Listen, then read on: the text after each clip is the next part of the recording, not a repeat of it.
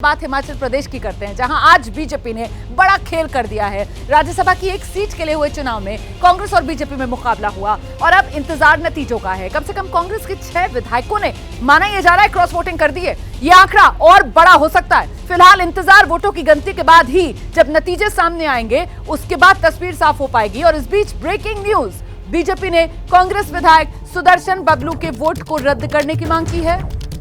BJP आरोप लगा रही है सुदर्शन बबलू के वोट के लिए सरकारी मशीनरी का इस्तेमाल किया गया।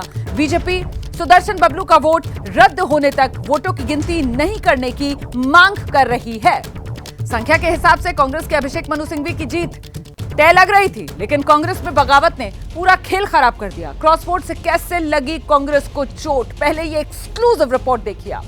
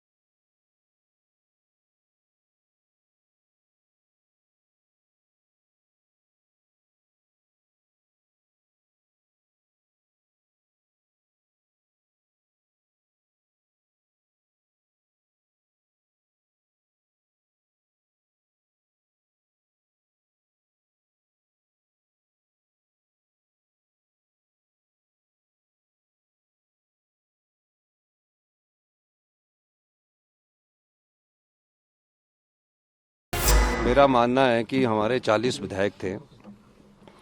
अगर कोई बिका नहीं होगा तो हमें 40 के 40 वोट आएंगे। निश्चित तौर पर मेरा यह मानना है कि कांग्रेस की विचारधारा और हाथ के निशान पर जो चुनकर आए हैं उन लोगों ने पार्टी को वोट डाला होगा, पार्टी के प्रत्याशी को वोट डाला होगा।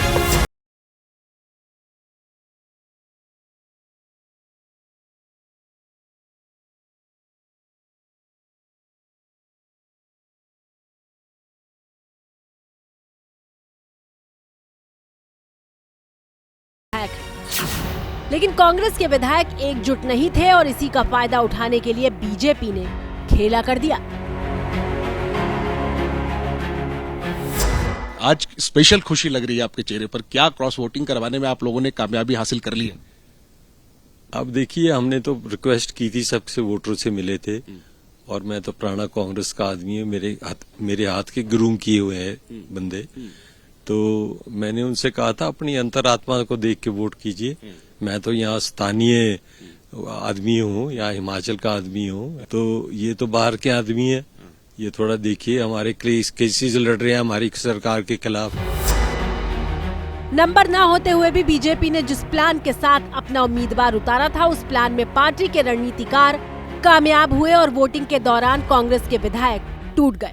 हिमाचल सरकार में मंत्री विक्रमादित्य सिंह ने एबीपी न्यूज से बातचीत में जो कहा, वो पार्टी में दरार के साफ संकेत दे रहा है। जो बातें छिनकर आ रही है उसमें ऐसा लगता है कि कुछ माननीय सदस्यों ने इस तरीके का एक रुख अपनाया है। अगर ऐसा है तो ये एक चिंता का विषय है और मैंने तो हमेशा सही को सही और गलत को गलत बोलने में विश्वास रखा है और जो कुछ भी इश्यूज है उसकी आने वाले समय में थ्रेडबेर तरीके से देखा जाएगा कि क्या उसमें कमी थी, क्या नहीं थी। कांग्रेस के जिन विधायकों के क्रॉस वोटिंग करने की आशंका पार्टी सूत्रों की तरफ से जताई गई, उसमें धर्मशाला के विधायक सुधीर शर्मा, सुजानपुर के विधायक राजेंद्र राणा, कुटलैहड़ के विधायक देवेंद्र भुट्टो, गगरेट के विधायक चैतन्य शर्मा, लाहौल स्पीति के विधायक रवि ठाकुर, बटसर के विधायक इंद्र दत्त लखनपाल के नाम शामिल हैं। धर्मशाला के विधायक सुधीर शर्मा ने राज्यसभा चुनाव की वोटिंग से पहले ही बागी तेवर दिखाते हुए सोशल मीडिया पर पोस्ट किया था। सुधीर शर्मा ने लिखा था, स्वाभिमान से समझौता यानी पहचान का अंत। 4 बार के विधायक सुधीर शर्मा हिमाचल प्रदेश सरकार में मंत्री रह चुके हैं। सुधीर ने पहली बार 2003 में विधानसभा का चुनाव जीता था, 2022 में एक बार फिर जीते और सरकार बनने के बाद मंत्री पद की रेस में थे, लेकिन कामयाबी नहीं मिली। अब बागी तेवर दिखाने के बाद कुछ दिनों से चर्चा शुरू हो गई थी कि सुधीर शर्मा को जल्द ही मंत्री बनाया जा सकता है, लेकिन उन्होंने इन चर्चाओं को यह कहते हुए खारिज कर दिया कि जब भूख लगी हो रोटी तभी खाई जाती है। सुधीर शर्मा का पाला बदलना हिमाचल के कांगड़ा में कांग्रेस के लिए बहुत बड़ा झटका हो सकता है। 2022 में कांग्रेस को जो जीत मिली थी, उस जीत में सुधीर शर्मा की कांगड़ा की 10 सीटों पर बड़ी भूमिका रही थी। इसी तरह सुजानपुर के विधायक राजेंद्र राणा भी पिछले कई दिनों से अपना बागी रुख दिखा रहे थे। 22 फरवरी को ही राजेंद्र राणा ने फेसबुक पर पोस्ट लिखा था, हम आह भी करते हैं तो हो जाते हैं बदनाम, वो कत्ल भी करते हैं तो चर्चा नहीं होती।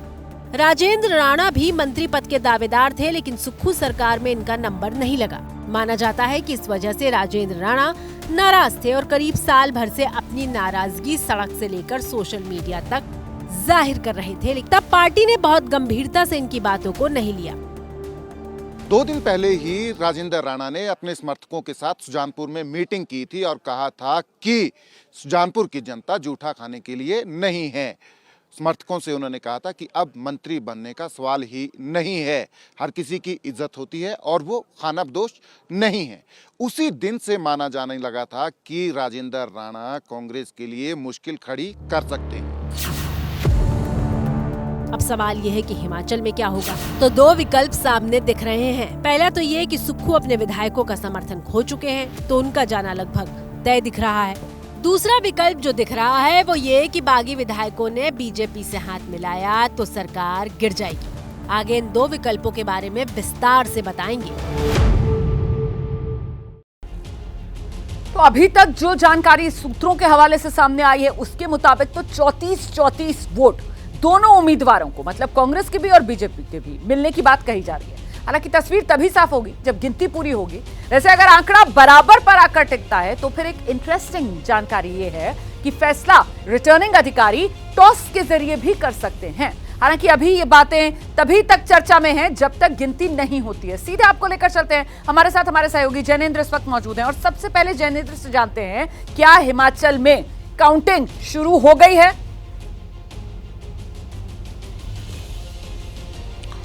नहीं, बिल्कुल नहीं रोमाना। काउंटिंग शुरू होते ही हंगामा होने लगा और जो रिपोर्ट हमने दर्शकों को दिखाई, सुदर्शन बबलू के वोटिंग को लेकर के जिस तरीके से पूरा तंत्र लग गया, उस पर ऑब्जेक्शन बीजेपी ने खड़ा किया और जयराम ठाकुर ने कहा कि इनका वोट काउंट न किया जाए, अलग रख दिया जाए और एक तरीके से बीजेपी ने परोक्ष रूप से उनका वोट रद्द करने की मांग की। इसके बाद से वोटिंग जो है वो फिलहाल रुकी हुई है और अंदर से कोई अपडेट नहीं आई है। अंदर काफी गहमा गहमी है, लेकिन माना जा रहा था कि केवल 68 वोट हैं। गिनती में आधे घंटे में गिनती पूरी हो जाएगी, लेकिन 1 घंटा होने वाला है और कोई संकेत अंदर से नहीं है और अंतर गहमा गहमी काफी ज्यादा है। अंदर कौन कौन इस वक्त मौजूद है जैनेंद्र, क्या जानकारी मिल रही है? कार्रवाई होती है। बिल्कुल, देखिए ये जो आप मेरे सहयोगी अपने कैमरे के जरिए दिखाएंगे, ये जो आप बिल्डिंग देख रही हैं, इसी के अंदर वोटिंग भी हुई है और अब काउंटिंग भी हो रही है। दोनों जो उम्मीदवार हैं, कांग्रेस के अभिषेक मनु सिंह भी और बीजेपी के हर्ष महाजन, वो मौजूद हैं। उनके काउंटिंग एजेंट और पोलिंग एजेंट मौजूद हैं और इसके अलावा इसी में सरकारी लाउंज भी है और विपक्ष का लाउंज भी है। तो बीजेपी और कांग्रेस के ज्यादातर विधायक भी अंदर ही मौजूद हैं। जयराम ठाकुर भी अंदर मौजूद हैं, सुखविंदर सिंह सुक्खू भी अंदर मौजूद है। तो सारा सत्ता पक्ष विपक्ष सब लोग अंदर मौजूद है, लेकिन काउंटिंग हॉल के अंदर से कोई जानकारी छन करके बाहर नहीं आ रही है और तस्वीर यही लग रही है कि मामला टाई का है। शायद यही वजह है कि बीजेपी 1 वोट अब दूसरे खेमे का कम करना चाहती है या चाहती है कि वो काउंट ना हो, ताकि टाई के मामले में टॉस की नौबत ना आए और 1 वोट से बीजेपी जीत जाए। देखिए यहां पर अब राज्यसभा चुनाव में वोटिंग में क्या होगा, कौन जीतेगा, उसका सस्पेंस तो बचा हुआ है,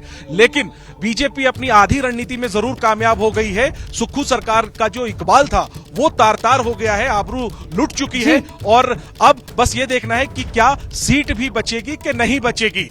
ये महत्वपूर्ण है। देखिए, सरकारें वैसे भी कहा जाता है इकबाल से चलती हैं, लेकिन सही बात है वो जो इकबाल और वो साख सुक्खू सरकार का, वो तो यकीनन खत्म होता हुआ इस राज्यसभा चुनाव के दौरान नजर आया। जिस तरीके से कड़ी टक्कर बीजेपी ने सुक्खू सरकार को दे दी और घेर लिया सुक्खू को। जैसे ही घड़ी का काटा दोपहर 2:30 पे आए, बबीता जी का दिल सास बहू साजिश के लिए मचल जाए। और ये है इनकी बहू, पूरे दिन ऑफिस की टेंशन हो जाए गॉन जब ये करें अपना फेवरेट शो फ्री टाइम पे ऑन। इनकी तरह आप भी देखें अपना फेवरेट शो अपने टाइम पर और डाउनलोड कीजिए एबीपी लाइव ऐप अपने स्मार्ट टीवी पर।